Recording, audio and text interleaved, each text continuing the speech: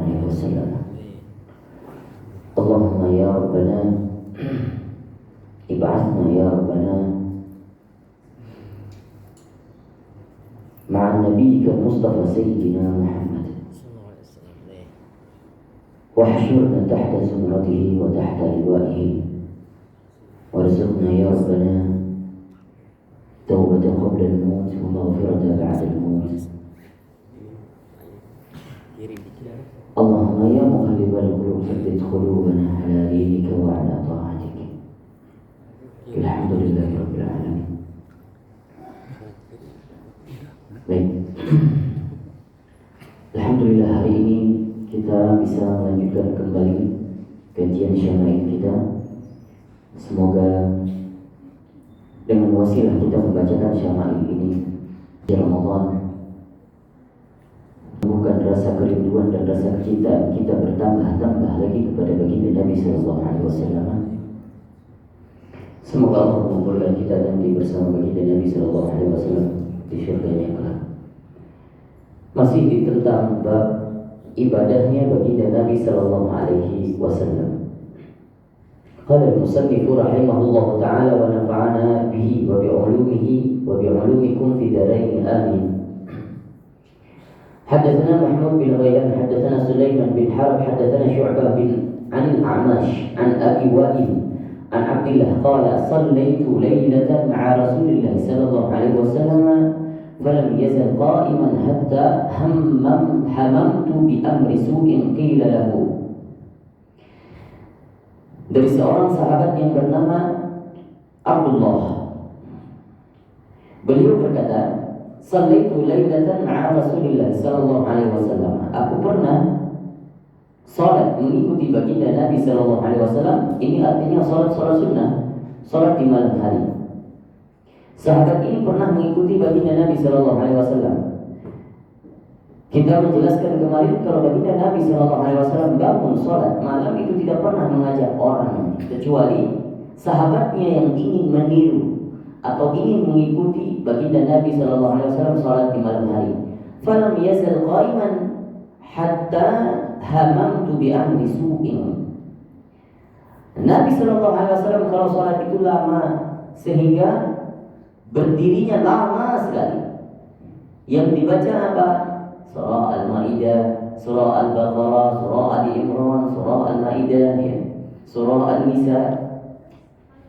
Maka saat itu sahabat ini merasa berat sekali, lama sekali salat baginda Nabi, sehingga hatta hamamtu bi amri su, sehingga terlintas di dalam benakku satu pikiran yang buruk. Apa katanya? Kemudian ditanyakan, sahabat ini ditanyakan, apa itu sesuatu yang buruk yang terlintas di benakmu? Wa ma hamamta bihi? Qala, berkata Abdullah, hamamtu an aq'uda wa ada'an Nabi sallallahu alaihi wasallam. Pikiran buruk itu, aku ingin duduk saja, sudah lelah kakinya. Aku ingin duduk saja atau meninggalkan baginda Nabi, sudah mufaraqah dengan ilmu. Biar Nabi sallallahu alaihi wasallam salat sendiri, aku ingin pergi. Ya, itu terlintas saja. Tapi sahabat, ya semua pasti ada lintasan-lintasan buruk di hatinya. Tapi itu asal tawar. Tawaran itu kalau kita ambil maka sudah batal. Tapi tidak diambil tawaran itu. Biasa lintasan itu lintasan dari setan, bisikan-bisikan daripada setan. Maka seorang sahabat pun atau sahabat Nabi itu seringnya biasa itu terlintas sesuatu yang buruk, tetapi tidak diikuti. Tetap salat bersama baginda Nabi sallallahu alaihi wasallam. Menunjukkan bahwa salatnya baginda Nabi sallallahu alaihi wasallam panjang sekali. Hadatsana Sufyan bin Waqi' hadatsana Jarir 'an al-A'mash nahwahu, hadis yang serupa. Hadatsana Ishaq bin Musa al-Ansari hadatsana Ma'an hadatsana Malik 'an Abi Nadhr 'an Abi Salamah 'an Aisyah, dari Sayyidah Aisyah beliau berkata, anna Nabi sallallahu alaihi wasallam yusalli jalisan. Bahwasanya Nabi sallallahu alaihi wasallam salat itu duduk. Nah, ini salat sunnah, bukan salat maktubah, salat sunnah. Fa yaqra'u wa huwa jalisun. Maka di awal takbir pertama sekali Nabi sallallahu alaihi wasallam itu pernah salatnya duduk. Allahu Akbar dalam keadaan duduk. Duduknya bagaimana? Duduknya duduk iftirash. Bukan duduk seperti ini. Ini namanya duduk tarabuh. Duduk iftirash. Nah, duduk iftirash ini. Allahu Akbar. Gitu. Namun ada caranya. Fa idza baqiya min qira'atihi qadru ma yakunu 30 aw 40 ayat qama fa qara'a wa huwa qa'imun. Apabila sisa daripada ayat yang Al-Quran yang dibaca, karena kalau Nabi sholat itu duduk juga paling lama, justru lebih lama daripada berdiri. Tapi seandainya sisa daripada ayat yang dibacakan Nabi SAW, sisa 30 ayat lagi menjelang akhir daripada surah, maka Nabi saat itu berdiri. Itu sholat sunnah ya, tidak bisa dipraktikkan di sholat wajib. Ini sholat sunnah, boleh. Kalau ulama mengatakan kita sholat sunnah boleh duduk sampai akhir tahiyat pun boleh duduk, asalkan ya, dikerjakan dengan sesuai tata cara sholat sunnah, sholat duduk, jangan dicampur-campur. Jadi jangan sampai nanti kita sholat duduk tapi sujudnya sholat berdiri, itu tidak sah. Bagaimana sujudnya sholat duduk? Tidak sampai sujudnya menyentuh lantai, lebih jongkok daripada rukuk sedikit. Jadi jangan dicampur-campur. Namun orang yang sholat sunnah, sholatnya duduk mendapatkan pahala setengah daripada berdiri. Ya, jadi nggak sama, tetap feedbacknya tetap ada beda. Ya. Jadi Nabi SAW ketika sholat duduk baca surah yang panjang sekali, sisa 30 ayat lagi Nabi berdiri. Begitu cara sholat sunnahnya.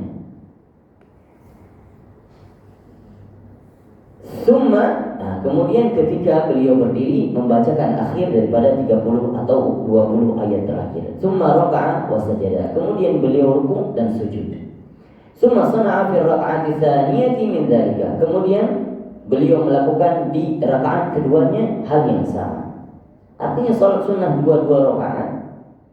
Salat pertama dimulai dari takbiratul ihram, duduk, kemudian sisa daripada atau pertengahan daripada ayat Al-Quran, kemudian beliau berdiri. Kemudian salat seperti biasa, sujud hingga berdiri, hingga di rakaat kedua duduk lagi. Ya, rakaat pertama sama rakaat kedua itu sama. Hadatsana Ahmad bin Mani, hadatsana Hushaim, hadatsana Khalid Al-Hadza an Abdullah bin Syaqiq qala sa'altu Aisyah radhiyallahu anha. Aku bertanya Sayyidah Aisyah radhiyallahu anha an salati Rasulillah, tentang salat baginda Nabi sallallahu alaihi wasallam, an tatawwu'i. Tatawwu' ini salat sunnah, tatawwu'. Tentang bagaimana salat sunnahnya baginda Nabi. Faqalat, maka Sayyidah Aisyah berkata, kana yusalli lailan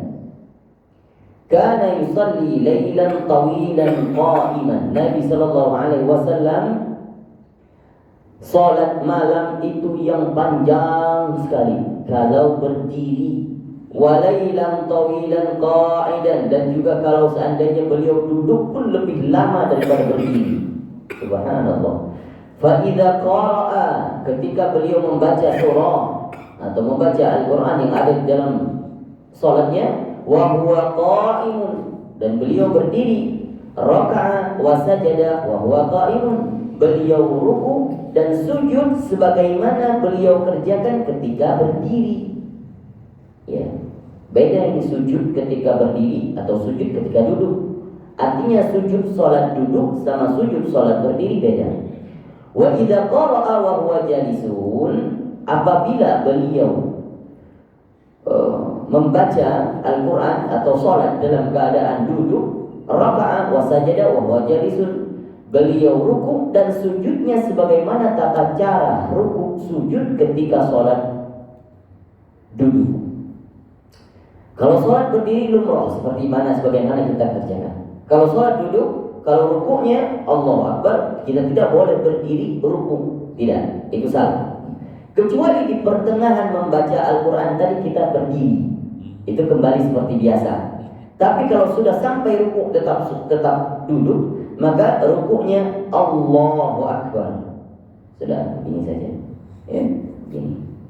Sami'allahu liman hamidah, kemudian baru sujud, Allahu Akbar. Agak lebih rendah daripada gerakan rukuk.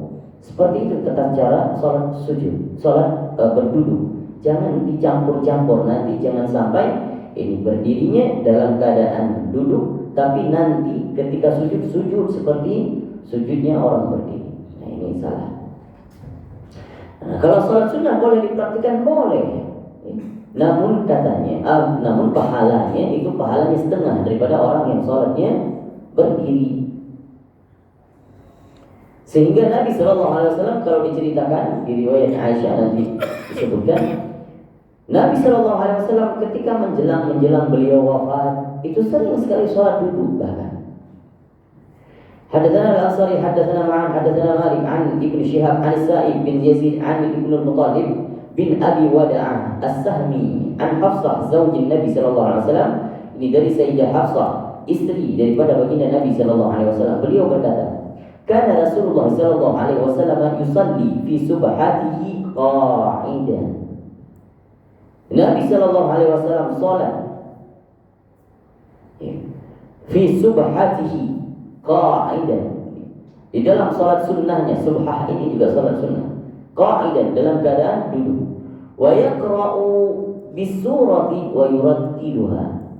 Dan beliau membaca surah dan mentartilkannya. Artinya tartil, bacaan yang cepat. Hatta takuna atwala minha. Sehingga Nabi salat itu lebih panjang min atwala minha, artinya lebih panjang daripada salat-salat yang dilihat seperti biasanya. Kalau salat malam di dalam salat sunnahnya. Hadatsana Al-Hasan bin Muhammad Az-Za'farani hadatsana Al-Hajjaj bin Muhammad an Ibnu Jurayj qala akhbarani Utsman bin Abi Sulaiman anna Abu Salamah an bin Abdurrahman akhbarahu. Dari sahabat Abdurrahman kemudian diberitahukan oleh Sayyidah Aisyah radhiyallahu anha anna Nabi sallallahu alaihi wasallam, Allahumma shalli ala sayyidina Muhammad, lam yamut hatta kana aktsar salatihi wa jalisun. Lam yamut, menjelang beliau wafat. Ini kalau diartikan secara letterleknya, tidak meninggal, tidak wafat kecuali beliau sholat, keadaan sholat sunnahnya itu banyak duduk.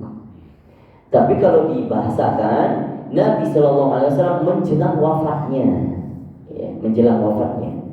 Ya, artinya ketika Nabi Shallallahu Alaihi Wasallam 2 bulan sebelum wafat dan saat itu sering sakit-sakitan, maka sering sekali sholat yang ditemukan oleh Sayyidah Aisyah, beliau sholatnya dalam keadaan duduk. Tapi ini sholat sunnah. Hadatsana Ahmad bin Mani hadatsana Ismail bin Ibrahim an Ayyub an Nafi' an Ibnu Umar qala Sallaitu ma'an Nabi sallallahu alaihi wasallam. Dari Ibnu Umar, beliau pernah salat bersama baginda Nabi sallallahu alaihi wasallam. Raka'ataini, 2 rakaat sebelum zuhur. Ini sudah membahas terkait dengan salat rawatib. Salat rawatib. 2 rakaat sebelum zuhur. Wa raka'ataini ba'daha, dan 2 rakaat setelah zuhur. Wa raka'ataini ba'dal maghrib, 2 rakaat setelah maghrib. Sudah berapa? 6. Fi baitihi, Nabi sallallahu alaihi wasallam mengerjakan salat sesudah maghrib di rumahnya. Wa raka'ataini ba'dal isya, dan 2 rakaat setelah isya fi baitihi. Berapa jumlahnya? 2 rakaat sebelum zuhur, 2 rakaat setelahnya 4. 2 rakaat ba'dal maghrib, setelah maghrib 6. Kemudian 2 rakaat ba'dal isya 8. Ini satu riwayat mengatakan rawatibnya baginda Nabi 8. Ada riwayat yang lain.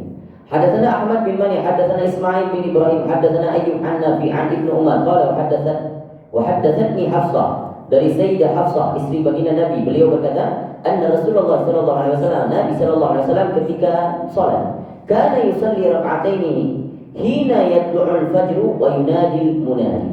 Nabi sallallahu alaihi wasallam itu sholat 2 rakaat hina yatlu'ul fajru, ketika fajar itu mulai muncul.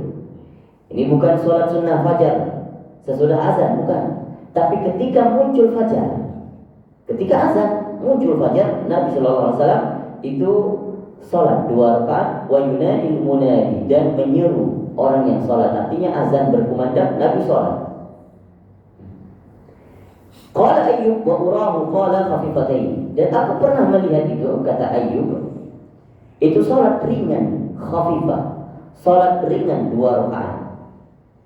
Kita sudah jelasin kemarin sholat ringan, sholat yang dikerjakan tanpa ada doa iftitah, hanya langsung Allahu Akbar, Al-Fatihah yang rukun saja, kemudian tidak pakai surat, kemudian langsung rukuk, bahkan rukuknya itu satu bacaan Subhana Rabbiyal Azim, ketika sujud juga satu kali Subhana Rabbiyal A'la. Jadi sholatnya cepat sekali, itu namanya sholat yang ringan.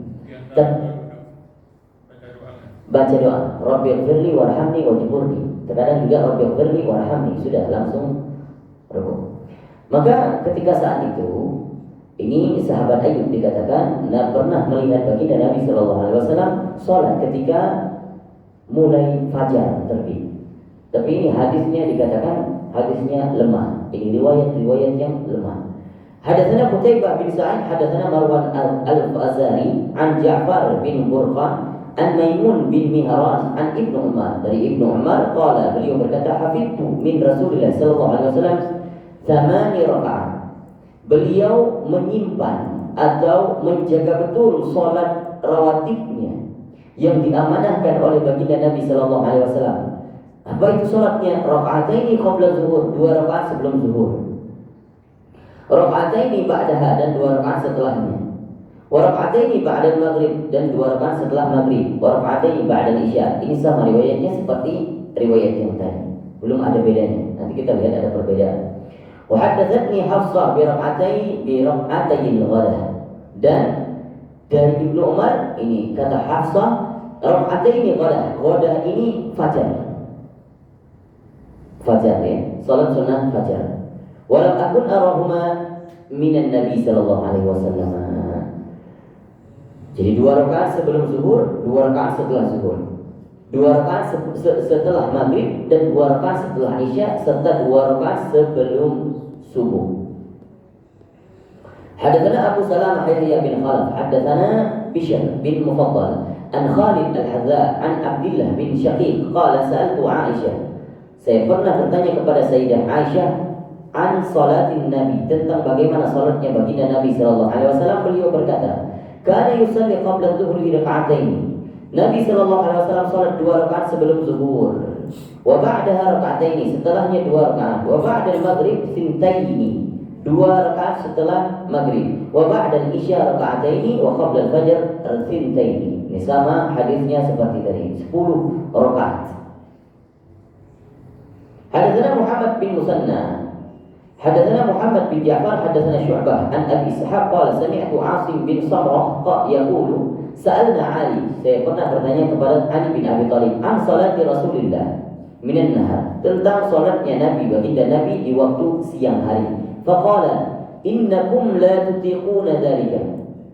Kata Sayyidina Ali, engkau enggak sanggup melakukannya. Apa maknanya? Qala qulna man ataqa dzaka minna. Maka dikatakan barang siapa yang sanggup melakukan itu daripada kami.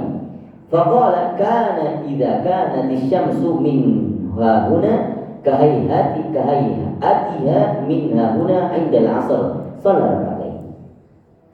Jadi ini diisyaratkan oleh Sayyidina Ali ketika ditanyakan bagaimana sih salat baginda Nabi di siang hari. Ini salat sunnahnya yang ditanyakan ya, bukan salat maktubah. Salat maktubah tidak perlu ditanyakan. Maka Sayyidina Ali menjawab, Nabi Shallallahu Alaihi Wasallam kalau salat pagi itu kalian nggak sanggup melakukannya, panjang juga salatnya. Nah, ada saatnya baginda Nabi kalau salat malamnya tertinggal, nggak salat malam, maka diganti salat sunnah malam itu menjadi di waktu duha. Jadi qadha tahajudnya itu sunnah, boleh kita mengqadha salat sunnah, bukan hanya salat wajib saja. Kemudian kata Sayyidina Ali, Nabi salat 2 rakaat ketika ditunjukkan, disyaratkan oleh Sayyidina Ali. Kau lihat bagaimana kalau ini matahari terbenam di sebelah barat, maka ditunjukkan. Jadi kalau sudah matahari seperti ini di waktu asar, ya, maka kalau matahari ini sejajar, kalau dia terbit di sebelah timur dan sejajar seperti dia terbenam menjelang terbenam ke waktu asar, artinya di sebelah sini, sebelah kanan, maka di sini Nabi SAW sholat 2 rakaat. Waktu apa itu? Waktu duha. Naik matahari sejajar dengan matahari mau terbenam. Belum tinggi di tengah, masih di serong, ya, serong. Oke. Fa idza kanat asy-syamsu min hauna ka hayatiha min hauna 'inda dhuhri shalla arba'an. Ketika Nabi sallallahu alaihi wasallam, ini ketika matahari, ini disyaratkan oleh Sayyidina Ali, ketika matahari ini tadi di sini. Sekarang disyaratkan oleh Sayyidina Ali ketika matahari berada di sini. Tengah-tengah sudah, tengah-tengah kepala. Maka Nabi sallallahu alaihi wasallam salat 4 rakaat. Jadi ini riwayat mengatakan salat sunnah Nabi pernah ditemukan sebelum zuhur 4 rakaat. 2 rakaat, 2 rakaat. Wa yusalli qabla zuhri arba'an. Dan Nabi salat sebelum zuhur 4 rakaat. Wa ba'daha raka'ataini, dan setelah salat zuhur 2 rakaat. Wa qabla al-'asri arba'an. Ternyata ada riwayat juga sebelum asar 4 rakaat rawatibnya. Nih dari Sayyidina Ali. Yafsilu baina kulli raka'ataini bitaslim. Memisahkan antara rakaat 4 rakaat tapi dipisah dengan 1 salam. Artinya 2 rakaat, 2 rakaat. Gitu. Alal malaika bitaslimi alal malaikatil muqarrabin wan nabiyyin wa man tabi'ahum minal mu'minin wal muslimin. Nah, maksudnya apa? Kemudian di setiap rakaat 2 rakaat beliau salam. Nah, ini dari riwayat ini katanya salam kepada malaikat muqarrabin dan salam kepada para anbiya, juga salam kepada orang muslimin dan muslimat. Jadi dari sini sunnahnya, ini ulama fikih, ketika kita salam sholat, mau sholat wajib ataupun sholat sunnah, assalamualaikum warahmatullah. Jadi bukan hanya niat. Kalau kita selama ini mungkin niat selesai salam, selesai sholat. Salam menunjukkan sholat kita selesai, memutuskan hubungan kita bersama Allah dalam keadaan kualitas ibadah yang resmi, gitu ya. Namun ini ada riwayat ini mengatakan Nabi SAW ketika salam itu ternyata itu sekalian salamnya ditujukan kepada malaikat yang ada di sekelilingnya, dan juga kepada anbiya, dan juga kepada muslimin dan muslimat, mukminin dan mukminat. Jadi bisa kita praktikkan ketika salam sholat, maka niatkan itu juga untuk malaikat yang berada di sekitar kita. Ya, jadi karena itu pahalanya jadi bertambah, berlipat ganda. Nah, ada pahala bonus. Baik, itu sholatnya baginda Nabi Sallallahu Alaihi Wasallam.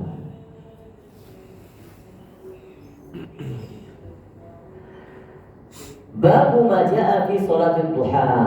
Ini tentang sholat duhanya baginda Nabi sallallahu alaihi wasallam. Haddatsana Mahmud bin Ghailan, haddatsana Abu Daud At-Tayalisi, akhbarana Syu'bah an Yazid Ar-Rishki.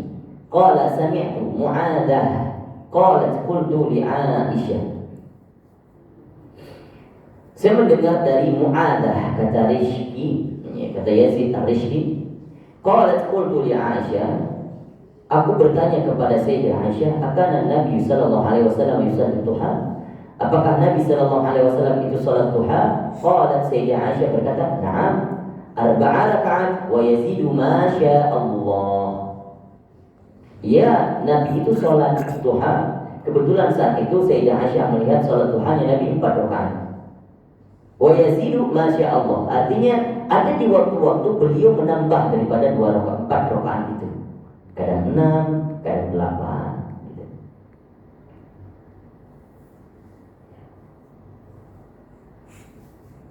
Ini salat duha yang berikan Nabi sallallahu alaihi wasallam.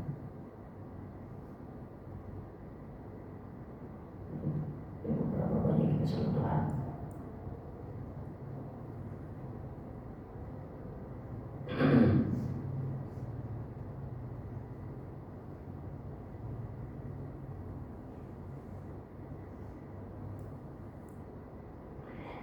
Kemudian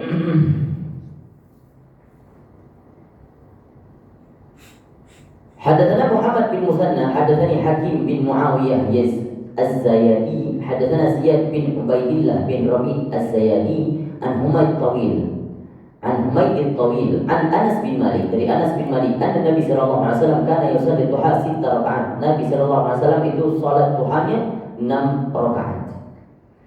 Hadatsana Muhammad bin Musanna, hadatsana Muhammad bin Ja'far, akhbarana Syu'bah an Amr bin Murrah an Abdurrahman bin Abi Layla qala ma akhbarani ahadun annahu ra'a an-nabi sallallahu alaihi wasallam yusalli duha illa Ummu Hani. Kata Abdurrahman bin Abi Layla, tidak pernah ada yang mengabariku tentang bagaimana Nabi sallallahu alaihi wasallam salat duha kecuali Ummu Hani. Jadi beliau mendapatkan informasinya dari Ummu Hani. Fa innaha hadathat anna Rasulullah, beliau menginformasikan bahwasanya Rasulullah dakhala baitaha yawma fathi Makkah faghtasala fasabbaha 8 rakaat ma ra'aituhu shalla salatan qattu akhaffa minha. Jadi Ummu Hani, ya, dari Ummu Hani, dilihat dari Ummu Hani, Nabi sallallahu alaihi wasallam ketika Fathu Makkah datang masuk ke dalam Ka'bah. Ya. Setelah faghtasala, setelah berwudu, kemudian bertasbih di dalamnya, kemudian sholat 8 rakaat. 8 rakaat. Ma ra'aituhu salatan. Kata Ummu Hani, aku tidak pernah melihat orang yang sholat yang begitu cepat. Kecuali baginda Nabi saat itu sholat 8 rakaat di dalam Ka'bah. Jadi sholatnya itu cepat. Ya. Ghaira annahu kana yutammimur ruku'a was sujud. Tapi beliau meskipun cepat, kata Ummu Hani, tetap menyempurnakan ruku' dan sujudnya. Hadatsana Ibnu Abi Umar, hadatsana Waqi', hadatsana Kahmas bin Hasan an Abdillah bin Syaqiq. Tadi kita sudah menemukan salat duha 4 rakaat, ada 6 rakaat, ada 8 rakaat. Qala qultu li Aisyah, saya bertanya kepada Sayyidah Aisyah, akan Nabi sallallahu alaihi wasallam duha? Apakah Nabi salat duha? Qalat la. Sayyidah Aisyah berkata, la, tidak. Nah, ini bagaimana lagi riwayatnya ini? Ini Sayyidah Aisyah berkata, Nabi tidak salat duha illa ayyati'a min maghribihi, kecuali tidak salat duha kecuali Nabi sallallahu alaihi wasallam itu pulang dari perjalanannya. Artinya ketika di dalam perjalanan, Sayyidah Aisyah tidak pernah melihat Nabi itu sholat duha dalam perjalanannya. Bisa jadi sahabat yang lain pernah melihat, tapi Sayyidah Aisyah mungkin tidak pernah melihat. Dan kalau dilihat, Sayyidah Aisyah itu jarang ikut Nabi di dalam perjalanan. Nah, jadi yang Sayyidah Aisyah lihat, Nabi melakukan sholat duha ketika beliau tidak melakukan dalam perjalanannya di rumah. Ya, nanti di sini dikatakan diambil dalilnya, apakah Nabi sholat duha? Tidak, berarti tidak sholat duha Nabi. Jadi jangan putus begitu saja. Hadatsana Ziyad bin Ayyub, hadatsana Muhammad bin Rabi'ah an Fudail bin Marzuq an Atiyah an Abi Sa'id al-Khudri qala kana Nabi sallallahu alaihi wasallam, dari Abu Sa'id al-Khudri berkata, Nabi sallallahu alaihi wasallam yusalli duha hatta naqulu la yada'ha. Nabi sallallahu alaihi wasallam sholat duha sampai kita bisa mengatakan Nabi itu tidak pernah meninggalkan sholat duha. Berarti begitu sering. Wa yada'uha hatta naqulu la yusalliha. Dan ini anehnya nih, di depannya dikatakan, dan Nabi itu meninggalkan sholat duha sampai kita juga mengatakan, bisa kita katakan Nabi itu tidak pernah sholat duha. Nah, gimana ini maksudnya? Ini yang pertama, Nabi sholat duha, bahkan kalau bisa dikatakan Nabi itu tidak pernah meninggalkan sholat duha. Tapi yang kedua, dan Nabi itu bisa pernah meninggalkan sholat duha, tapi bisa dikatakan Nabi itu bisa dikatakan tidak pernah sholat duha. Nah, gimana mafhumnya ini? Ini muhaddis saja, saya baca muhaddisnya, pensyarahnya bingung. Tapi mengapa hadis ini diambil oleh Imam At-Tirmidzi? Ya, ini seharusnya yang saya baca muhaddis, ya, pensyarahnya, seharusnya ini hadis tidak perlu diambil dikutip oleh Imam At-Tirmidzi. Terlepas ini riwayatnya sahih atau dhaif. Ya. Maka bisa dipastikan, kalau bisa dipastikan, tidak bisa memastikan ini dhaif apa sahih, tapi bisa diperkirakan ini dhaif. Namun para muhadis mengatakan seharusnya Imam Tirmidzi tidak usah mengangkat hadis ini di dalam bukunya Syama'il. Tapi karena mungkin Imam Tirmidzi kalau menulis itu seperti orang lupa-lupa diri, karena saking banyak hadis yang dihafal. Ini enggak dilihat, enggak kita seperti kita sekarang Pak, mau menukil karya ilmiah, ambil buka internet hadis kompas plak.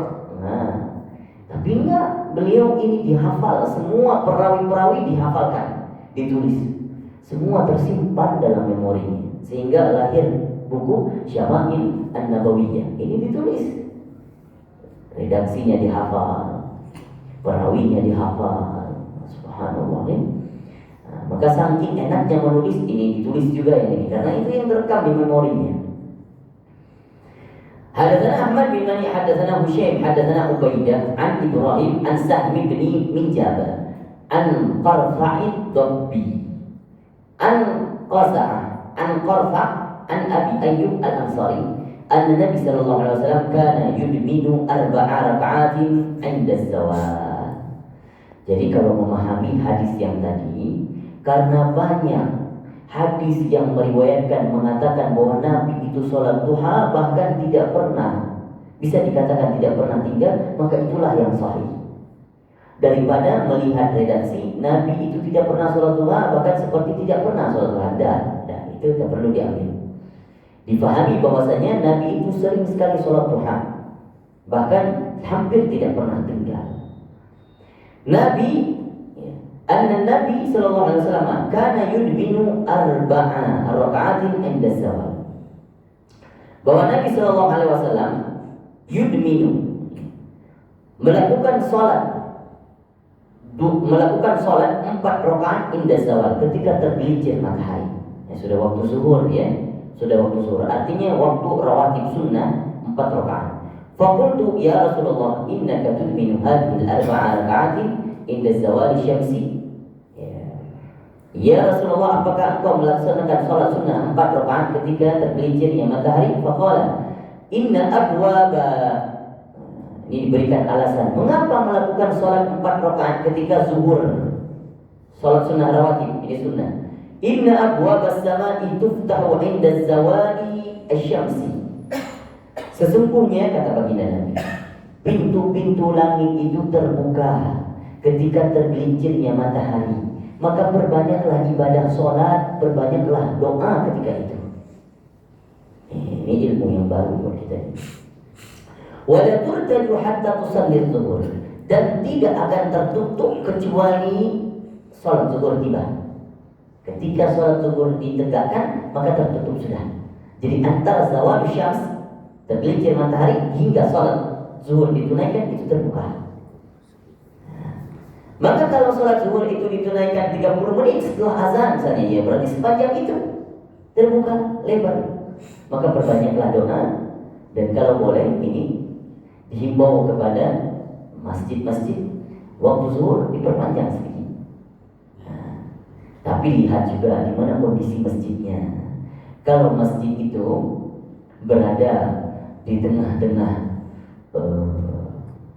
maksudnya di tengah-tengah tempat orang yang sibuk, misalnya di tengah-tengah pasar, sebenarnya alangkah lebih baiknya sholat zuhur itu agak sedikit ditakhirkan, karena sholat zuhur itu di tengah-tengah kesibukan manusia. Ada yang lagi mengurus banyak urusannya. Maka kalau di sana kita dapat itu, saya dulu belajar di Indonesia itu dapat waktu sholat zuhur 3 waktu. Awal sholat zuhur, kemudian di tengah-tengah sekitar jam 1:30 ada masjid yang sudah menjelang asar, 5 menit lagi asar, azan zuhur. 3 waktu. Begitu juga Jumat 3 waktu. Supaya apa? Ada maslahah, orang semua bisa ngikutin zuhurnya jamaah. Karena ini waktu sibuk, waktu zuhur aja. Itu pendapatnya Imam Malik seperti itu. Namun di negara kita belum ada yang praktikkan itu, sayangnya. Padahal bagus sekali kalau bisa dipraktikkan juga. Artinya waktu zuhur ditakhirkan sedikit supaya orang-orang sibuk bisa ikut jamaah semua. Meskipun itu juga butuh proses, karena nanti ada juga yang protes orang. Ya, saya mau mendahulukan sholat dulu, nanti baru kerja lagi. Kalau nanti kerjanya juga nggak beres, ini sholatnya belum gitu ya. Jadi repot. Sudah, kita ikuti saja. Fa'uhibbu an yas'uda li fi tilka sa'ati khair. Maka aku suka menaikkan, melangitkan doa-doaku ketika jam itu, melangitkan seluruh kebaikan yang aku dapatkan. Ya, artinya doa, sholat, hingga sholatnya 4 rakaat ketika zawal syams. Qultu afi kullihinna qira'ah, apakah di dalam sholat itu membaca satu bacaan tertentu? Qala na'am, ya ada bacaan tertentu. Hal fihinna taslim fasfasil, artinya bacaan tertentu, bacaan seperti surah-surah pendek, ya, artinya bukan sholat khafifah. Sholat yang bisa dikatakan sholat juga bisa dipanjangkan, membaca sampai membaca surah. Apakah ada salam dan difasilkan, dipisah antara 2 rakaat dengan 2 rakaat setelahnya? Qala la, Nabi mengatakan tidak. Berarti 4 rakaat full tanpa salam. Nah, ini riwayat yang lain mengatakan seperti itu. Ada 4 rakaat full. Akhbarana Ahmad bin Mani hadatsana Abu Muawiyah hadatsana Ubaidah an Ibrahim an Sahm bin Minjab an Qaza'ah an al-Qarfa an Abi Ayyub al-Ansari an Nabi sallallahu alaihi wasallam nahwahu sama. Hadatsana Muhammad bin Musanna hadatsana Abu Dawud hadatsana Muhammad bin Muslim an Abi bin Abi al-Waddah an Abdul Karim al-Jazari an Mujahid an Abdullah bin Sa'id anna Rasulullah sallallahu alaihi wasallam kana yusalli arba'an ba'da an tazula syamsu qabla adh-dhuhr. Ini banyak riwayat yang meriwayatkan bahwa Nabi sallallahu alaihi wasallam salat 4 rakaat sebelum zuhur. Jadi alangkah lebih baik kita praktikkan ini. Wa qala innaha sa'atun tuftahu fiha abwab sama seperti tadi. Saat itu dibuka pintu-pintu langit, fa uhibbu ayyas'ada li fiha amal salih. Aku suka melangitkan doa-doa atau kebaikan-kebaikan di kala itu, di saat itu. Hadatsana Abu Salamah Yahya bin Khalaf hadatsana Umar bin Ali al-Muqaddami an Mis'ar bin Kidam an Abi Ishaq an Asim bin Damrah an Ali annahu kana yusalli qabla dhuhur arba'ah. Nabi sallallahu alaihi wasallam melakukan salat sunnah sebelum zuhur 4 rakaat. Wa dzakara, dan disebutkan anna Rasulullah sallallahu alaihi wasallam kana yusalliha 'inda az-zawali wa yamuddu fiha. Nabi sallallahu alaihi wasallam itu salat ketika tergelincir matahari, wa yamuddu fiha, ternyata Nabi memanjangkan salatnya. Ya bisa jadi antara azan sama qomatnya panjang. Ya, itu di masa Nabi. Maka lebih baik kita sholat 4 rakaat dengan sholat yang panjang ketika waktu zuhur. Satu hadis lagi terkait dengan sholat tatawwu' fil bait. Insyaallah. Bab sholat tatawwu', ma jaa fi sholat tatawwu' fil bait. Hadatsana Abu Abbas. Ini tentang sholat sunnah di rumah. Sholat sunnah di rumah. Hadatsana Abbas Al-Ambari. Kita pernah mendengar hadis mengatakan sebaik-baik sholat kalian kerjakan di rumah, kecuali sholat maktubah, baru di masjid. Hadatsana Abbas Al-Ambari, hadatsana Abdurrahman bin Mahdi, an Muawiyah bin Salih, an Al-Ala bin Harith, an Haram bin Muawiyah, an ammihi Abdullah bin Sa'ad, qala sa'altu Rasulullah sallallahu alaihi wasallam 'anis salati fi baiti. Saya bertanya terkait dengan sholat di rumah, wa sholati fil masjid, dan sholat di masjid. Ini mau di-comparing, yang mana yang bagus dibandingkan, sholat di masjid atau sholat di rumah. Qala, berkata baginda Nabi, qad tara ma aqraba baiti minal masjid. Engkau tahu kan bahwa rumah saya dengan masjid itu cuma sebelahan, dekat sekali. Fala an usalli fi baiti ahabbu ilayya min an usalliya fil masjid. Maka saya lebih senang sholat di rumahku, sholat sunnah ini ya, sholat sunnah. Lebih senang, lebih sering aku mengerjakan sholat sunnah di rumahku, di kamarku sendiri daripada di masjid. Ini kondisi rumah baginda Nabi dekat dengan masjid. Illa an takuna sholatan maktubah, kecuali sholat maktubah. Ini pintar, harus lebih bijak ini melihat hadis ini. Jangan sampai nanti kita keluar betul. Sholat di rumah lebih baik daripada sholat masjid. Sholat di rumah lebih baik sholat di masjid. Nah, pahami dulu betul. Ini konteksnya rumah Nabi di samping masjid. Seandainya kondisi kita kalau melakukan sholat sunnah di masjid lebih mudah daripada sholat di rumah, sudah lebih baik sholat di masjid. Kenapa begitu? Misalnya nih, kita sholat zuhur, setelah itu kita mau melakukan sholat rawatib.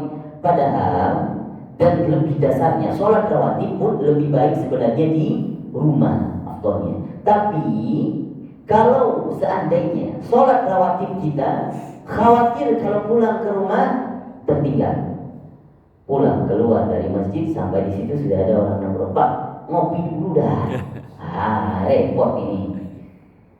Kalau begitu gimana ceritanya? Sudah sholat dulu, iringi sholat saja di masjid, selesaikan sholat rawatib. Nanti kalau di rumah dikhawatirkan ada urusan, ternyata ada anak lagi, nyuruh ini, nyuruh itu, ya lah istri, Pak beli sayur, Pak beli ini, beli ikan ke pasar, segala macam. Dikhawatirkan tidak bisa kita sholat, kecuali kita bisa menjamin di rumah nanti pasti bisa sholat saya. Nah, itu lebih baik di rumah. Kenapa lebih baik di rumah? Untuk menjaga sholat dalam keadaan riya. Kalau di masjid berpotensi dilihat orang lain, dan kalau di rumah nggak ada yang lihat. Maka kita seharusnya sebaiknya juga punya mihrab di rumah untuk sholat sunnah di rumah, sholat malam di mihrab itu. Nah, itu fahamnya. Jadi jangan sampai nanti menyalahkan yang sering sholat sunnah di masjid pun nanti dianjurkan sudah biarin saja. Artinya begini, ketika level kita masih rendah nih, ya, masih junior gitu ya, kita lebih semangat sholat di masjid, maka sholat di masjid saja. Takut di rumah nanti nggak dikerjain. Justru kadang di rumah banyak setan, Pak, susah gitu. Nah, kalau orang yang makomnya lebih tinggi, levelnya agak naik sedikit, di rumahnya sering ibadah, sering ta'zim, zikir juga di rumah, maka itu nggak ada halangan untuk dia mengerjakan sholat di rumah.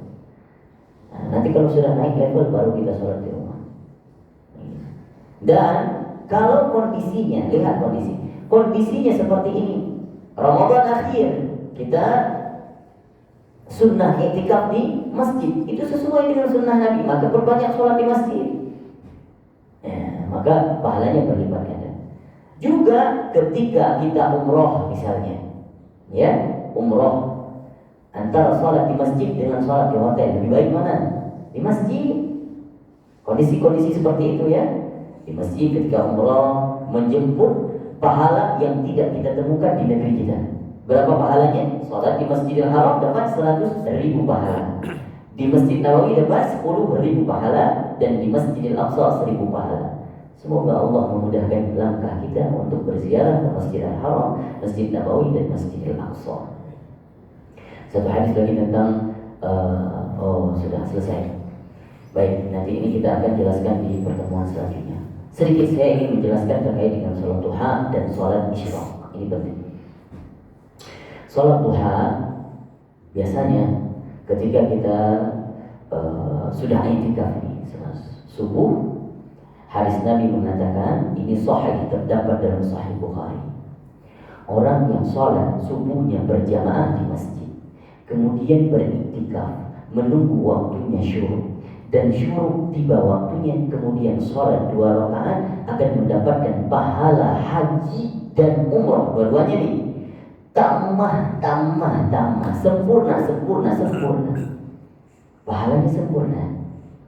Nah, namun sholat isyraq ini yang dipermasalahkan. Sholat isyraq itu apakah benar ada sholat isyraq atau sholat duha itu? Nah, satu pendapat ulama mengatakan sholat isyraq itu ada. Ya. Pendapat ulama yang lain tidak ada. Isyraq itu cuma waktunya, tapi sholatnya sholat duha. Gitu. Oke, sekarang kita merujuk kepada pendapat yang tidak mengakui sholat isyraq. Itu satu pendapat. Pendapat itu ketika sholat duha, ya, sholat waktunya isyraq, tip suara alarm, maka itu sholat duha. Tidak ada khilaf di situ. Ya, artinya kalau kita berpendapat dengan itu, kita bisa sholat duha. Dapat 2 kesunahan. isyraq dan duha. Seperti yang dijanjikan Nabi dapat pahala tamah, haji dan umrah dapat, meskipun tidak sholat isyraq. Oke. Pendapat kedua, di sini ada dua pendapat lagi, dua pemahaman terkait waktunya. Yang berpendapat sholat isyraq ada. Pertama, sholat isyraq dikerjakan. Ini pendapat yang pertama. Ada sholat isyraq, artinya sholat isyraq dikerjakan di waktu di mana ketika isyraq itu tiba, tapi harus ditunggu dulu 5 menit, jangan langsung dikerjakan. Itu pendapatnya. Maka di situ baru dinamakan dengan sholat isyraq. Sholli sunat al-isyraq raka'atain lillahi ta'ala. Sudah mendapatkan sholat sunnah isyraq. Pendapat keduanya, yang kedua, sunnah isyraq dilakukan langsung ketika tiba itu isyraq, tidak tunggu 5 menit. Maka yang mana lebih afdal kita ambil pertanyaannya? Tidak ada pendapat yang rajih, tapi yang kuat, yang utama, kebanyakan ulama berpendapat yang mana? Pendapat yang dimana sholat isyraq itu tidak ada. Sesuai dengan, artinya isyraq dan duha itu satu. Isyraq waktu, duha adalah sholatnya. Maka ketika kita mau berpendapat, ngambil di pendapat yang kuat boleh. Mau berpendapat ngambil sholat isyraq pun, saya mau sholat isyraq terserah, mau itu hadis dhaif, riwayatnya dhaif, yang penting saya sholat. Dikatakan para ulama, meskipun sholat isyraq itu dhaif, kalaupun seandainya tidak terhitung, maka isyraq itu otomatis menjadi duha. Gitu. Jadi alangkah lebih baik kalau kita ngambil isyraq 2 rakaat, nanti kita mengerjakan sholat duha lagi 4 rakaat, jadi berapa? 6 rakaat, lebih banyak, lebih afdal. Kalau kita ambil pendapat yang pertama, sholat isyraq tidak ada, yang ada waktu syuruk, dan kita kerjakan sholat duha, alangkah lebih baik udah sholat duha aja 4 rakaat. Namun kalau mau ditambah lebih baik tambah 2 rakaat lagi 6 rakaat. Kalau dikatakan dalam hadis bahwasanya 2 rakaat sholat duha kita itu sebenarnya itu bukan untuk memudahkan rezeki. Memudahkan rezeki kita itu sholat yang seperti dibacakan oleh, namun ada yang riwayat mengatakan fadilahnya dapat rezeki. Tapi lebih tepatnya sholat duha itu membayar hutang kita kepada Allah. Apa hutangnya? Setiap hari kita diberikan oksigen gratis. Nikmat yang Allah kasih itu nggak terbayar sebenarnya. Berapa kita mau bayar dengan duit? Nggak ada, nggak terbayar. Maka bayarlah dengan 2 rakaat sholat duha. Itu cara bayarnya. Namun kalau untuk mempermudah rezeki, seperti hadis yang dibacakan oleh tadi oleh Bapak Mursyid, 2 rakaat sebelum fajar mendapatkan seluruh isi langit dan bumi. Sering sholat fajar, tidak pernah tinggal sholat fajar, maka itu memudahkan rezeki. Tambah lagi 2 rakaat setelah di waktu duha, 4 rakaat waktu duha, maka haram jasadnya dari siksa kubur. Itu fadilahnya. Itu fadilahnya. Baik. Namun sholat duha juga dikatakan yang bisa memudahkan rezeki. Ala kulli hal, ini fadilah-fadilah yang bisa kita jemput dengan sunnah-sunnah, melaksanakan sunnah baginda Nabi sallallahu alaihi wasallam. Wallahu a'lam bishawab. Besok kita akan jelaskan tentang sifat puasanya baginda Nabi sallallahu alaihi wasallam. Wallahu a'lam bishawab. Kalau ada yang ingin ditanyakan silakan, kita diskusi sejenak. Silakan Bapak.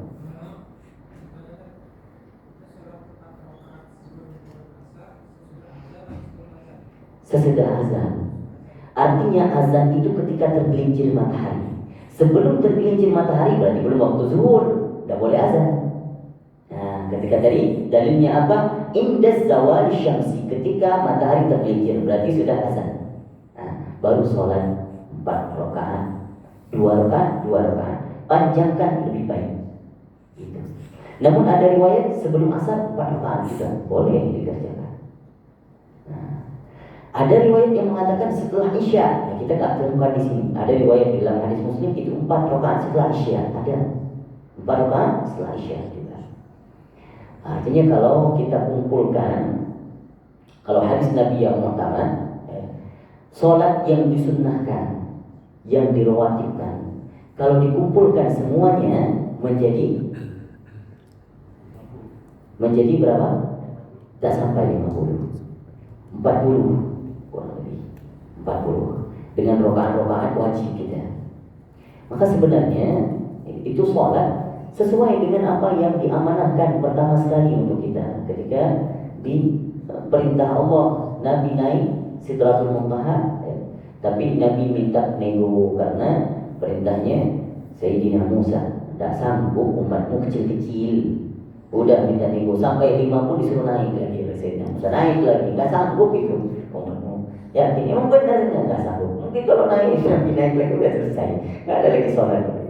Tapi Nabi itu orangnya enggak, ya, tidak mau memberatkan. Jangankan sahabatnya nggak mau diberatkan, apalagi Allah.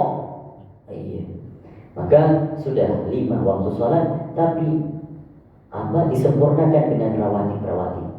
Maka kalau kita lihat sholat sunnah itu yang paling tinggi derajatnya rawatib, termasuk tinggi itu. Sholat yang ada waktu yang ditentukan itu tinggi nilainya, Pak. Jangan ditinggalin. Sunnah fajar itu tinggi nilainya, sunnah tahajud tinggi. Kemudian di bawah martabat itu, martabat yang kedua, sholat sunnah yang tidak punya waktu. Ya, sholat apa? Sholat telang, sholat wudu, sholat hajat, sholat taubat, tidak ada waktunya itu. Ada lagi sholat satu lagi, sholat awabi. Pernah dengar nggak sholat awabi? Sholat awabi itu riwayat yang valid dikatakan. Kalau selama ini kita dengar sholat awabi, termasuk saya sebelumnya, itu berpendapat sholat awabin itu dari setelah maghrib sampai menuju isya. Secara istilah itu tepat. Awabin itu sholat orang yang kembali kepada Allah, artinya sholat taubat, seperti sholat taubat. Dikerjakan itu setelah maghrib menuju isya. Tapi riwayat yang lebih valid ditemukan di dalam hadis Muslim, sholat awabin itu ketika, mohon maaf, bokong unta mulai memanas. Kapan? Pagi siang hari. Ketika dia berjemur itu, unta-unta dulu itu sering berjemur di pagi hari. Ketika sudah memulai panas bokongnya, ya sekitar jam 9, jam 10, waktu duha, artinya itu sholat tarawih. Maka ada sholat yang bisa kita kumpulkan, pahalanya double. Seperti sholat yang martabahnya di bawah, sholat tahiyatul masjid, ya, sholat sunnah tahiyatul masjid. Ketika kita kerjakan dengan martabat yang di atasnya, sholat sunnah apa? Sunnah rawatib kan? Maka sholat sunnah tahiyatul masjid itu ikut, bisa mengumpulkan 2 niat dalam satu sholat itu. Bahkan 3, sholat sunnah wudhu kita kumpulkan juga boleh, mendapatkan 3 kesunahan. Nah, ya. Tapi kalau sholat sunnah yang rawatib itu tidak bisa dikumpulkan. Misalnya kita kumpulkan dengan sholat sunnah di waktu malam misalnya, sholat sunnah tahajud dan sholat sunnah rawatib tak boleh dikumpulin. Itu sama, jenjangnya sama. Artinya punya waktu. Kalau sholat punya waktu-waktu tertentu tidak bisa dikumpulkan dengan yang sejajarnya. Tapi kalau dikumpulkan dengan sholat di bawahnya, martabat di bawah sholat sunnahnya, itu boleh. Sholat sunnah awami juga tidak ada waktunya, tidak ada waktunya. Tapi hanya khilaf waktu 2 waktu ini. Pendapat pertama, waktunya yang sahih, waktunya di waktu duha. Tapi ada riwayat yang lain, meskipun dhaif, katanya waktunya setelah maghrib menuju isya. Artinya sebenarnya awam ini boleh dikerjakan kapan saja. Namun riwayat yang memberitahukan itu di waktu duha lebih afdal, karena itu riwayatnya lebih sahih, salat awam. Dan di waktu maghrib menjelang isya, waktu duha tertinggal, ya udah kita kerjakan dari maghrib menuju ke isya. Itu salat sunnah awam. Wallahu a'lam bishawab. Waalaikumsalam.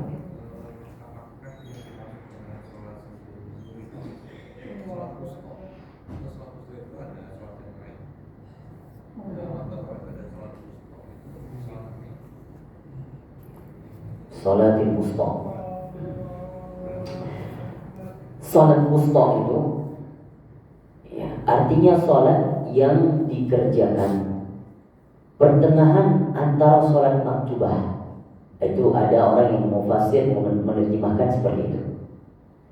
Antara sholat zuhur menuju sholat asar. Ada tengah-tengahnya ya. Itu sholat wusta, sholat sunnah wusta. Itu waktunya saja. Tapi kalau mau dikerjakan sholat sunnah apa aja terserah. Sholat sunnah aja kan, coba kan. Ada yang mengatakan mufasir yang lain bahwasanya sholat sunnah wusta itu adalah sunnah dari pagi hari menuju sore hari, ya di tengah-tengah, yaitu sholat di siang hari. Sholat sunnahnya ya sholat sunnah rawatib 4 rakaat tadi, itu boleh dikatakan sholat sunnah wusta.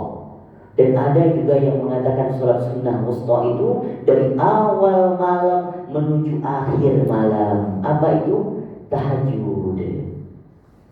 Nah, jadi banyak ragam sholat sunnah wusta. Maka sholat sunnah wusta itu martabatnya tinggi. Ya betul. Kalau kita merujuk dengan kita gabungkan dengan riwayat-riwayat yang lain, lihat rawatib di tengah-tengah, ternyata di situ futihat abwaabus sama. Waktu afdaliyahnya termasuk wusta. Oke. Waktu tahajud malam hari juga sama. Justru malaikat-malaikat berdatangan turun ke buka langit-langit bumi. Nah, itu wusta. Maka orang yang sering mengerjakan sholat sunnah wusta itu tinggi martabatnya, derajatnya tinggi. Wallahu a'lam bishawab. Silakan. Assalamualaikum. Saya pernah mendengar ucapan seorang ulama begini, orang yang paling kaya di dunia ini katanya bukan orang yang punya YouTube, bukan orang yang punya Microsoft, atau bukan orang yang punya pabrik, tapi orang yang paling kaya di dunia ini adalah orang yang mampu mendirikan sholat fajar. Dan itu katanya itu fadilah itu lebih baik daripada dunia dan seisinya. Kalau orang punya pabrik, punya Microsoft, punya YouTube itu akan ditinggalkan, tapi sholat fajar ini akan abadi, akan mengantarkan sampai ke surga. Itu yang pertama. Kemudian yang kedua itu, saya sering membaca juga tuh di Fadilah Amal tuh, karena sebaik-baik sholat fardu adalah di masjid dengan berjamaah, di mana ada dikumandangkan. Bahkan ada seorang buta itu sahabat Nabi mengadu kepada Nabi, ya Rasulullah, saya ini orang buta, tidak bisa melihat. Apakah saya diwajibkan untuk sholat berjamaah? Kata Nabi, apakah engkau mendengar suara azan? Saya mendengarnya, ya berarti kamu wajib sholat berjamaah. Kemudian ada seorang sahabat yang rumahnya jauh dari masjid itu, tinggal di Madinah, rumahnya jauh dari masjid. Beliau sahabat ini ingin mengadu kepada Rasulullah, ingin pindah ke rumahnya yang dekat dengan masjid. Kata Rasulullah, jangan, kamu biarkan rumahnya jauh, karena setiap langkahmu akan menjadi pahala. Dan semakin jauh kamu rumahnya di masjid akan semakin banyak pahalanya yang akan didapat. Begitu. Ya. Itu katanya begitu. Itu katanya seperti itu. Kemudian saya juga pernah membaca di Fadilah Amal, bahkan sholat isya itu, kata Nabi itu, seandainya engkau tahu pahalanya, kamu akan datang ke masjid walaupun dengan merangkak. Artinya orang-orang lumpuh akan datang ke masjid, ada yang pahala yang diperlihatkan, pahalanya daripada sholat isya. Itu adalah katanya setara dengan sholat sunnah setengah malam, seperti itu. Katanya itu, saya menurut saya bagaimana saya? Gitu. Sudah, itu kalau sudah dikonfirmasi dari Fadilatul Amal sudah. Jadi mau komen apa lagi nih kan? Itu katanya apa tadi? Termasuk isi apa? Termasuk isi dunia dan seisinya. Kalau apa dagelan-dagelan kita dulu anak santri, termasuk si doi kan? Si doi masuk kan? Dunia dan seisinya kan doi masuk kan? Tapi nggak dapat tuh si doi. Doinya nggak ada. Doinya nggak ada. Oke. Nah, iya. Maka alangkah lebih baiknya sholat sunnah fajar sebisanya jangan pernah ditinggalkan. Tapi ada hadis yang mengatakan bahwasanya orang yang sudah mendawamkan sunnah-sunnahnya, kalau satu hari dia tinggal, maka itu terhitung pahalanya ikut juga. kebiasaan. Karena mudharat, karena kebiasaannya, dawamnya itu. Jadi akhirnya subhanallah, itulah kita umat Nabi itu banyak bonusnya, tinggal pun dihitung pahalanya. Karena mungkin uzur, karena mungkin berhalangan, maka juga dihitung. Duha biasanya kita kerjakan, tapi ada satu waktu ternyata tinggal, maka itu juga dihitung. Baik. Wallahu a'lam bishawab. Baik, kita tutup ya. Silakan. Satu lagi insyaallah. Afan, mungkin lewat tahu nggak? Ini tadi antara fajar dengan waktu qobliyah subuh itu sama atau tidak sama? Fajar dan qobliyah subuh. Ya, oke, baik. Karena ada yang mengatakan fajar sebelum subuh, ada yang sebelum. Iya. Ada sholat sunnah fajar yang tadi riwayat kita baca, sholat sunnah fajar ketika fajar tiba Nabi sholat 2 rakaat. Tapi ini riwayatnya dhaif. Riwayatnya dhaif. Yang paling itu Nabi sholat 2 rakaat setelah azan tiba. Artinya sudah masuk, bukan menjelang, sudah masuk, bukan sebelumnya sholat fajar. Maka fajar itu adalah waktu, tapi niatnya apa? Qobliyah. Jadi nggak sholat sunnah, sholat sunnah fajar gitu ya. Tapi ada juga yang mengatakan ulama yang termasuk juga kalau kita niat sholat fajar juga masuk. Sama seperti sholat sunnah isyraq tadi. Tetapi alangkah lebih baiknya, riwayat validnya apa? Rawatib itu qobliyah. Waktunya waktu fajar. Sholat sunnah fajar, sholat sunnah qobliyah subuh 2 rakaat Allah Ta'ala. Dan sholat sunnah qobliyah subuh jangan dipanjangkan, Pak. Itu enggak ada sunnahnya panjangnya. Nabi melakukan sholat sunnah qobliyah subuh seperti 1 rakaat, cepat sekali. Tapi yang dipanjangkan setelahnya apa? Menuju ke qomat zikir, itu yang dipanjangkan. Dan doa panjangkan. Kalau kita dulu diajarkan oleh guru-guru kita membaca apa? Subhanallah wa bihamdihi subhanallahil azim astaghfirullah. Subhanallah wa bihamdihi subhanallahil azim astaghfirullah. Itu dibaca terus menuju ke qomatnya. Gitu. Itu kalau kita bisa melihat berapa timbangan subhanallahil azim subhanallah wa bihamdihi sehari kita baca, wah enggak terhingga. Ya, enggak terhingga. Ya, dari ufuk barat ke ufuk timur itu lebih berat lagi. Subhanallah, satu subhanallah kita baca saat itu. Jadi itu kita praktikkan, insyaallah. Baik, kita tutup dengan membacakan doa. Alhamdulillah, bisyaitanirrajim. Bismillahirrahmanirrahim. Asyhadu an la ilaha illallah wa anna Muhammadar Rasulullah. Astaghfirullah, as'aluka al-jannata wa a'udzu bika minan nar. Asyhadu an la ilaha illallah wa anna Muhammadar Rasulullah. Astaghfirullah, as'aluka al-jannata wa a'udzu bika minan nar. Asyhadu an la ilaha illallah wa anna Muhammadar Rasulullah. Astaghfirullah, as'aluka al-jannata wa a'udzu bika minan nar. أشهد أن لا إله إلا الله وأن محمدا رسول الله أستغفر الله أسألك الجنة وأعوذ بك من النار اللهم إنك عفو كريم حليم تحب العفو فاعف عنا اللهم إنك عفو كريم حليم تحب العفو فاعف عنا اللهم إنك عفو كريم حليم تحب العفو فاعف عنا يا كريم ربنا انفعنا بما علمتنا ربي علمنا الذي ينفعنا ربي فقهنا وفقه أهلنا وقربت لنا في ديننا مع أهل القدر أنثى والذكر ربي وفقنا ووفقهم لما ترتضي قولا وفعلا كرما وارزق الكل حلالا دائما وأقل أتقياء علما نحظى بكل وخر ونفى كل شر ربنا واصلح لنا كل شؤون وأقر بالرضا منك العيون واقض عنا ربنا كل الديون قبل أن تأتينا رزق المنون واغفر استر أنت أكرم من ستر وصلاة الله تخشى المصطفى من إله الحق دعانا والوفاء بكتاب فيه للناس شفاء وعلى الآل الكرام الشرفاء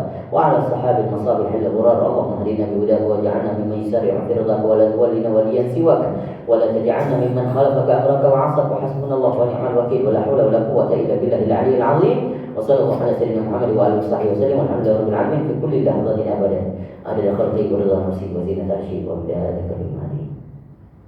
Sedikit informasi, doa kafaratul majlis itu menutup majlis ini doanya. Adapun doa subhanakallahumma wa bihamdika asyhadu an la ilaha illa anta itu doa untuk bagi. Ya, jadi ini perlu diluruskan. Untuk menutup majlis ini salah satunya doa ini. Allahumma hadina bihudaka waj'alna mimman yusari'u fi ridhaka wa la tuwallina waliyan siwak hingga akhir. Adapun doa yang kita baca subhanallah wa bihamdika asyhadu an la ilaha illa anta itu untuk bangkit. Itu sejatinya bukan kafaratul majlis. Tapi yang familiar selama ini kafaratul majlis itu. Namun kalau tidak bisa membaca doa ini, kafaratul majlis pun sudah memadai. Yang disebut yang selama ini yang ramai kita tahu ya, yang familiar subhanallah wa bihamdika. Itu sebenarnya doa untuk bangkit. Ketika kita mau bangkit dari duduk, maka itu baca doanya. Dan itu enggak mesti kita majelis.